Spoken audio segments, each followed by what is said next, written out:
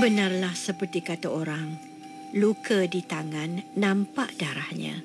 Luka di hati tiada siapa yang tahu. Dan selalu kita dipesankan kena redha ketentuan ilahi. Betul, semua itu betul. Cuma sebagai manusia, kita banyak kekurangannya. Dan redha itu sakit sebenarnya. Dan ia juga tidak semudah yang diucapkan. Menyebutnya mudah. Nak membuatnya payah. Ara, sekarang abang dah tak bekerja, dah bersara. Jadi masa yang banyak ni akan abang penuhkan bersama-sama Ara saja. Abang terlalu sayangkan Ara. Masa yang ada ni untuk kita berdua je. Abang ni kenapa cakap macam tu? Yelah, ada masa ni abang nak ajak Ara pergi berbulan madu buat kali kedua. Tanda kasih sayang abang kepada Ara. Abang ni mengada-ngada ya. Abang serius lah Ara. Jom kita pergi makan angin, melancung ke seluruh Malaysia berdua je. Nak? Abang nak tinggalkan kenangan terindah buat Ara. Abang jangan nak berdrama pula lah. Itulah gurauan akhir yang paling manis yang tak mungkin dapat kulupakan sepanjang hayatku. Suamiku memang selalu sibuk dengan pekerjaannya. Namun begitu, dia tidak pernah mengabaikan kami sekeluarga. Hobinya suka membawa kami berjalan-jalan makan angin. Tahun 2022, suamiku bersara dan tamatlah perkhidmatannya dengan MPOB. Dia nampak gembira walaupun ada tanda-tanda penyakit dalam dirinya. Dalam ruangan Adila ini, ingin sekali aku lakarkan kenangan indah yang tiada gantinya sebagai tanda ingatanku kepada suami tercinta, Mat Piah bin Awangji. Sayang sedikit, sayang sekali, sayangkah Tuan kepada isteri? Sayang sedikit, sayang sekali, sayangkah Tuan kepada isteri? Yang mana lebih kasihmu Tuan, masa bersanding atau bercucu? Yang mana lebih kasihmu Tuan, masa bersanding atau bercucu?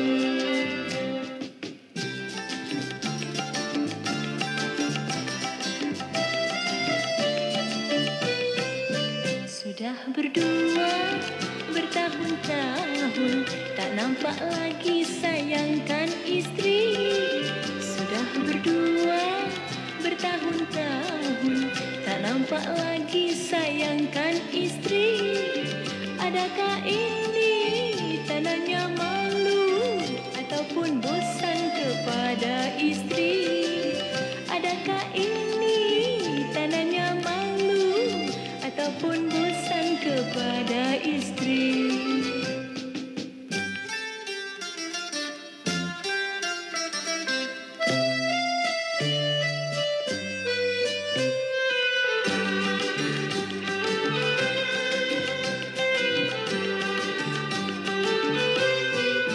Janganlah lupa, wahai suami, istrimu tunggu senyum dan puji.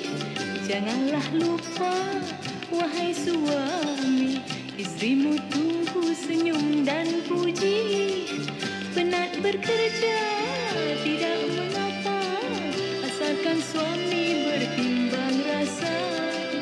Penat bekerja tidak mengapa, asalkan suami bertimbang rasa.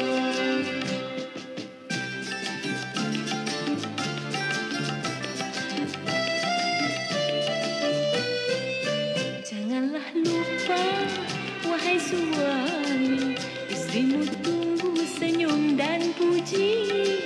Janganlah lupa, wahai suami, istrimu tunggu senyum dan puji. Penat bekerja tidak mengapa, asalkan suami bertimbang rasa. Penat bekerja tidak mengapa, asalkan suami bertimbang rasa.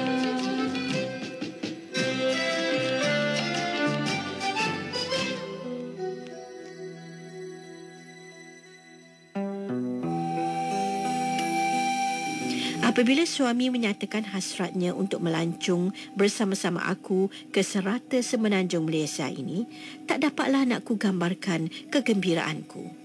Hadiah yang cukup bernilai untukku selama menjadi isterinya. Pengembaraanku dan suami bermula, iaitu di setiap negeri yang kami singgah, kami tak lupa untuk menziarahi kawan-kawan yang ada di setiap lokasi. Dari utara, kami ke selatan dan meneruskan perjalanan ke timur dan berakhir di kawasan tengah, di Selangor. Aku cukup rasa bahagia waktu itu. Suami yang kucintai sentiasa ada bersama-sama walau ke mana sahaja. Kukira panas sehingga ke petang. Rupanya hujan di tengah hari. Sekembalinya kami dari menjelajah ke setiap negeri, kesihatan suami didapati merosot dari sehari ke sehari. Apabila diajak ke hospital untuk bertemu doktor, dia selalu aja menolak. Dia selalu akan kata, sikit aja ni, kejap lagi, baiklah ni. Itulah alasan yang selalu diberikannya. Tapi, tiada siapa yang dapat menyangka kesihatan suami bertambah parah. Dan atas desakan anak, suamiku dihantar ke hospital untuk rawatan lanjut. Padaku, dimasukkan ke hospital itu biasa. Tambahan lagi, suami memang tak mahu jejak kaki ke hospital. Tapi, apakan daya dia? Kalau nak dikira daripada segi melawan penyakit, dia seorang yang kuat semangat. Selama sebulan ditempatkan di unit rawatan rapi ICU. Selama sebulan itu jugalah aku menemaninya di hospital. Aku tahu dia sangat memerlukan aku berada di sisinya untuk memberi kekuatan semangat agar pulih seperti sedia kala. Setiap waktu dalam solat, aku tak pernah lupa untuk berdoa. Semoga Tuhan berilah aku kesempatan untuk menikmati hidup di dunia ini bersama-samanya. Wahai istriku, jangan kau bimbang, jangan cemburu. Aku bahagia selama ini hidup di sampingmu. Wahai suamiku, kalau cemburu bertambah sayang, aku juga rasa senang selalu bersamamu.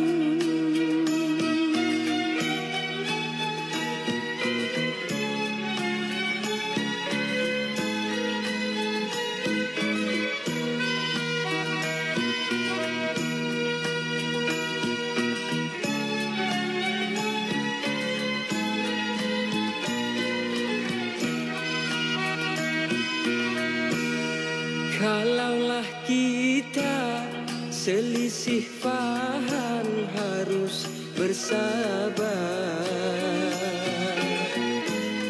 Janganlah marah, hati-hati kalau berkata. Ikutlah contoh istri yang mulia, istri Muhammad. Aku kan taat padamu suami yang ku kasihi. Marilah kita hidup bahagia serumah tangga. Panjangkan jodoh dan beramal jalan ke syurga.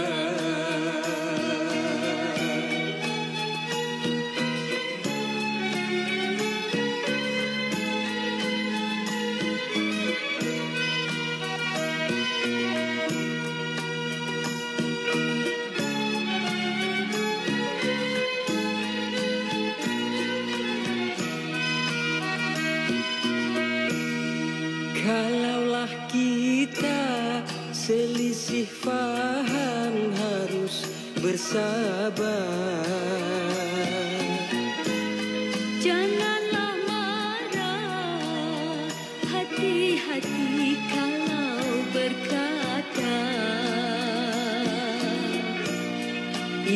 Buatlah contoh istri yang mulia, istri Muhammad.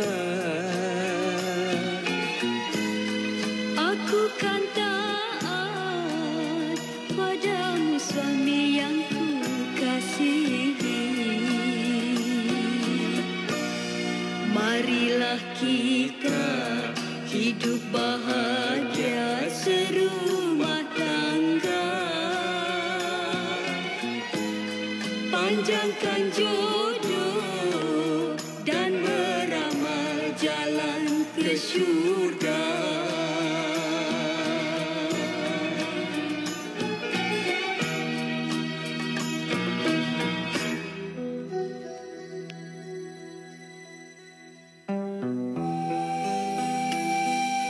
Dalam sebulan itu, pelbagai rawatan yang diberikan oleh pihak hospital.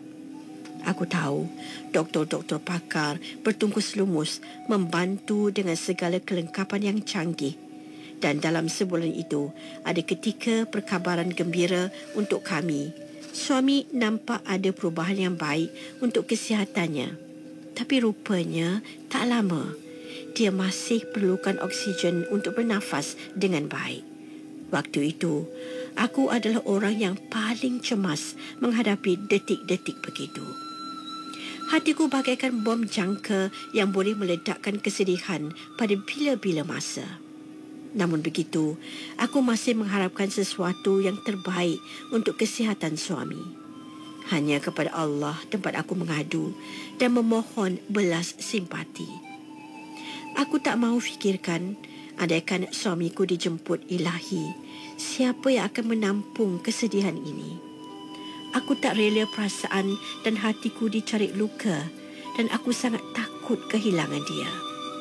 Ketakutan yang dinanti tiba jua. Jiwa aku bagaikan direnggut secara tiba-tiba. 8 September, tarikh yang menghancurkan segala niat dan hasrat kami untuk sehidup semati. Siapalah kita hendak melawan kehendak pemilik nyawa? Aku lemah longlai menerima berita yang suamiku sudah dijemput menemui penciptanya. Aku hilang kata-kata dan terasa diri ini bagaikan ranting kering ditiup angin. 10 bulan telah aku lalui. Aku bagaikan berjalan di atas duri. Kesakitan kerana kehilangan orang yang disayang sangat mencabar hati dan perasaan. Hampir setiap malam aku lalui dengan gelisah yang tak dapat aku kabarkan. Aku kena kuat. Aku kena bersemangat untuk meneruskan hidup. Anak-anak perlukan aku. Kini ayah mereka sudah tiada. Aku bagaikan burung kepatahan sayap. Apapun keadaannya, aku masih ada Allah untuk aku minta belas ihsan dan pertolongan. Tiada seorang pun dapat menyelami hatiku ini. Aku mohon kepada Allah agar diberikan hidayah untuk aku kuat menjalani hidup ini bersendirian tanpa suamiku di sisi. Doaku, kau tenang di sana menanti kedatangan aku pula. Amin ya rabbal alamin. Saat tiba nafas di ujung hala, mata tinggi tak sanggup bicara, mulut terkunci tanpa suara. Bila tiba saat berganti dunia, alam yang sangat jauh berbeda, siapkah kita menjawab semua pertanyaan?